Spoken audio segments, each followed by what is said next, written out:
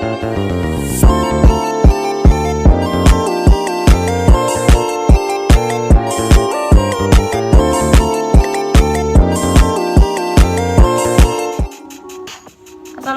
warahmatullahi wabarakatuh. Kembali lagi bersama saya Hanitri Handayani.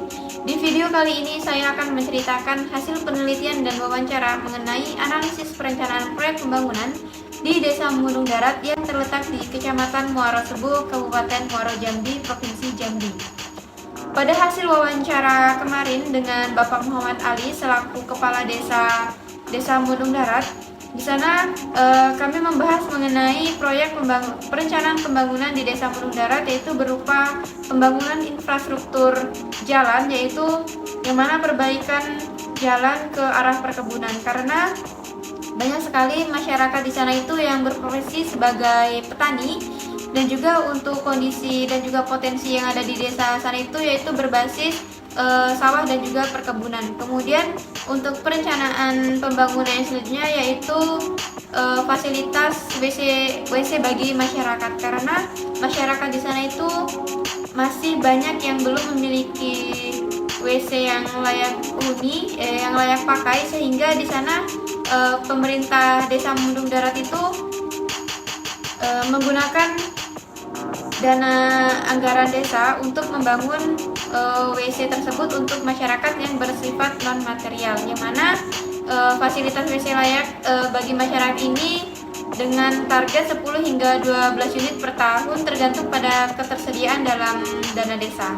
Kemudian untuk perencanaannya sendiri itu ini dilakukan dari rapat perwakilan dari setiap rukun tetangga atau RT, yang mana diadakan untuk menentukan prioritas pembangunan yang meliputi pembangunan infrastruktur jalan, kemudian peningkatan kebersihan dan juga penyediaan fasilitas WC umum itu dalam material non tunai. Kemudian strategi pembangunan yang diterapkan mengutamakan musyawarah dan juga pendataan yang teliti, yang manfaatnya saat ini tuh telah dirasakan oleh masyarakat sekitar Desa Mundung Darat. Desa Mundung Darat memiliki jumlah penduduk sebanyak 1.890 jiwa yang terdiri dari 929 laki-laki dan 961 perempuan, dengan total 589 kepala keluarga, dan ada sekitar 424 rumah di atas lahan seluas 1.117,50 hektar. Desa ini telah menjalankan proyek pembangunan yang bertujuan untuk meningkatkan kesejahteraan masyarakat. Desa ini memiliki 485 keluarga petani, dengan 425 keluarga memiliki lahan pertanian di bawah 10 hektar tanaman pangan. Yang utama yang dibudidayakan adalah cabai dan juga padi dan sawah. Sementara tanaman buah-buahan seperti durian dan duku dibudidayakan. Pemasaran hasil tanaman dilakukan melalui berbagai saluran termasuk penjualan langsung ke konsumen, pasar, KUD, dan tengkulak. Selain itu juga, desa ini juga memiliki perkebunan kelapa sawit dan karet yang dikelola oleh 164 keluarga dengan total luas perkebunan mencapai 4.059 hektar. Dalam menjalankan proyek pembangunan, berbagai hambatan seperti banjir dan kurangnya partisipasi aktif dari beberapa warga menjadi tantangan yang dihadapi. Namun, dengan pengawasan yang ketat oleh kepala seksi yang turun langsung ke lapangan, proyek ini diharapkan dapat berkelanjutan dan terus meningkatkan kualitas hidup masyarakat Desa Mundung Darat sesuai dengan amanat Undang-Undang Nomor 6 Tahun 2014 tentang Desa.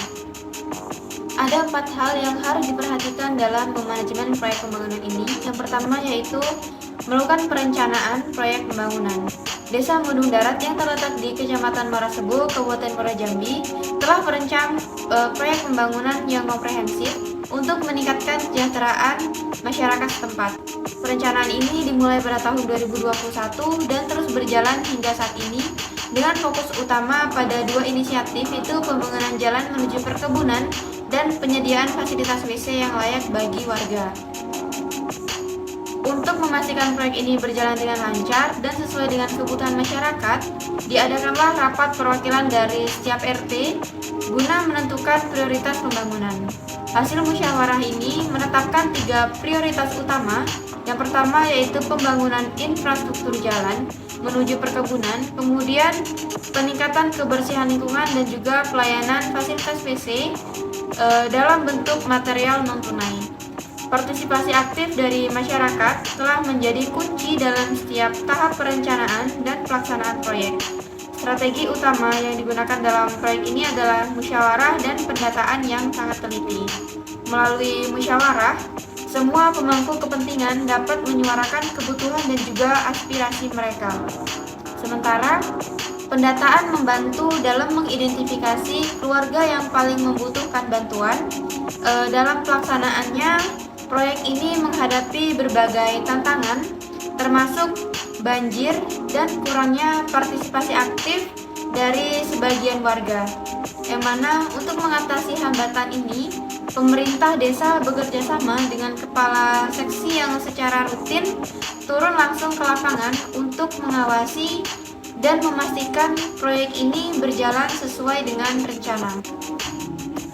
Kemudian yang kedua yaitu sistem pengorganisasian proyek pembangunan. Pada sistem pengorganisasian proyek pembangunan di Desa Mundung Darat ini sudah dirancang untuk memastikan efektivitas dan efisiensi dalam pelaksanaan berbagai inisiatif pembangunan. Proyek ini dikelola oleh sebuah tim yang terdiri dari pemerintah desa, perwakilan dari RT, dan kepala seksi yang bertanggung jawab atas pengawasan lapangan.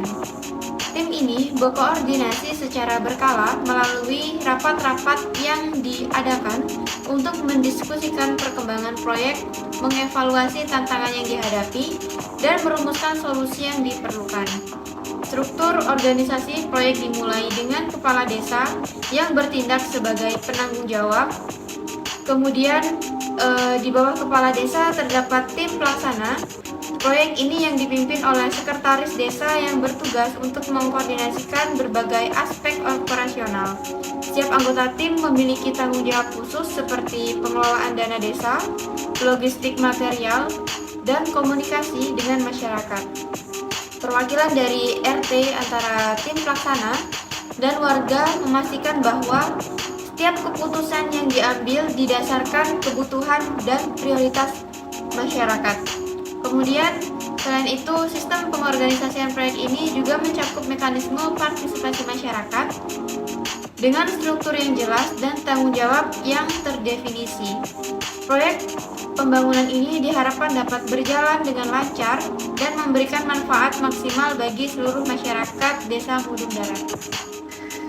Kemudian sistem yang ketiga yaitu sistem pengarahan perencanaan proyek pembangunan, di mana pada sistem pengarahan dalam perencanaan proyek pembangunan di Desa Mundung Darat ini melibatkan berbagai tahapan dan mekanisme untuk memastikan bahwa setiap langkah pembangunan berjalan sesuai rencana dan tujuan yang telah ditetapkan. Pengarahan dimulai dari tingkat kepala desa yang menetapkan visi dan misi proyek berdasarkan kebutuhan masyarakat yang telah diidentifikasi melalui masyarakat desa. Kepala desa memberikan instruksi strategis kepada tim pelaksana yang terdiri dari sekretaris desa, kemudian perwakilan dari RT, dan juga kepala seksi atau KASI yang bertanggung jawab atas pengawasan di lapangan. Nah, dalam implementasinya, sekretaris desa ini memainkan peran sentral dalam mengkoordinasikan aktivitas sehari-hari proyek. Yang mana hal ini tuh termasuk mengatur jadwal pelaksanaan, kemudian mengalokasikan sumber daya, dan memastikan bahwa setiap anggota tim memahami tanggung jawab dan tugas-tugas mereka. Perwakilan dari setiap RT juga berperan penting dalam mengarahkan proyek di tingkat lokal dengan memastikan bahwa prioritas pembangunan sesuai dengan kebutuhan warga di masing-masing RT.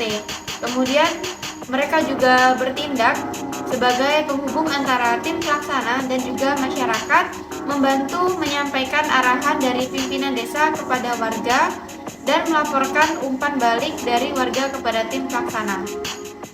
Mereka juga melakukan pengawasan dan evaluasi rutin, kemudian memberikan bimbingan teknis kepada para pekerja pembangunan proyek tersebut dan juga mengatasi masalah yang muncul selama proses pembangunan.